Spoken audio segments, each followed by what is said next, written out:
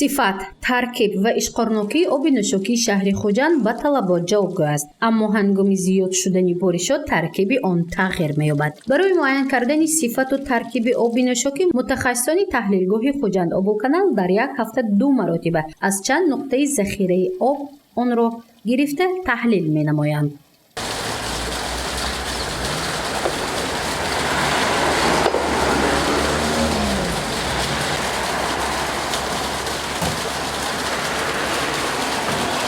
صبح امروز سنه 21 نوامبر از 2 منطقه ساحل راست و چپ شهر خوجند آب نوشاکی را با ظرف مخصوص گرفته و تحلیلگاه آوردیم. طرز گرفتن آب با رعایت قاعده‌های بیوشیمیایی یعنی نابود کردن میکروب‌های حدود قبور آب گرفته شد. آب‌هایی که به شهر انتقال می‌شوند تحت نظارت کارگاه میباشند.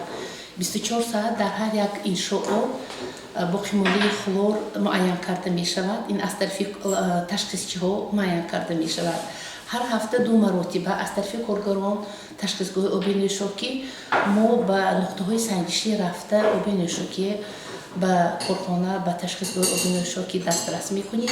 در اینجا چطور که معلومات دیدید همین نتیجه های تشخیص ها معاین کرده شده. تشخیص کیمیایی در مدت 3 روز معاین کرده می شود.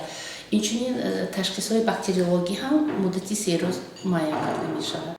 در تحلیلگاه که با شرایط خوب و زمانوی بنیاد یافته است 2 شعبه عمل می‌کند، یعنی شعبه کیمیایی، دیگر این باکتریولوژی است. در شعبه کیمیایی اول حرارت آب سنجیده شد که آن 16-17 درجه را تشکیل نمود. در اینجا اساساً درشتی، اشقرنوکی و کلسی آب را تحلیل کرده می شود. موافق تحلیل‌های پیشکی حالا آب نوشاکی شهر خوجند که کارگاه خوجند آبوکانال تامین می‌نماید به معیارهای استانداردی جوابگو میباشد. اگر از روی معیارها بلند باشد اگر خطر دارد، از روی معیارهای گوست اگر از روی معیار بلند نباشد اگر ما اجازت میدیم که نوشیم. حاضر در شهر خوجند همش از روی معیارها ما آب میتونیم پروتکل مینویسیم، از روی معیارها آب داده میتوانیم.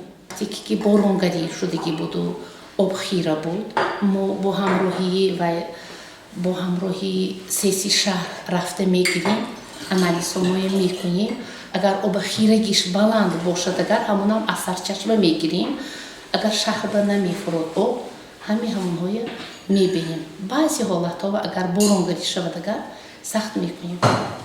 برخی از تحلیل‌های ترکیب آب بعد تشخیص نتیجه گیری کرده شد. ترکیب و صفت آب نوشاکی در شهر خوجند در حال حاضر به معیارهای استانداردی جوابگو میباشد، زیرا متخصصان منتظم در یک هفته 2 مرتبه آن را سنجیده سپس برای استفاده اجازت میدهند. اگر خیره شوی آب، پست بودن صفت و یا از معیار مقرری بلند گردیدن نمک در آب به نظر رسد سری وقت استفاده آن را قطع میکنند. این حالت‌ها هنگام بارشات زیاد به قید گرفته میشود، ولی تا امروز تحلیل متخصصان چنین کمبودی‌ها را آشکار نکرده است.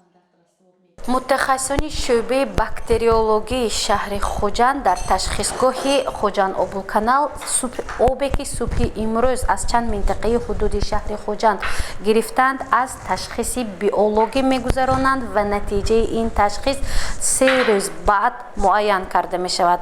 از نتیجه های پیشکی حالا صفت آب نوشاکی به معیارهای داخلی جوابگو است. گزارشی مفنوشکر و نعیم جان ایوبов برای برنامه اطلاعاتی خبر.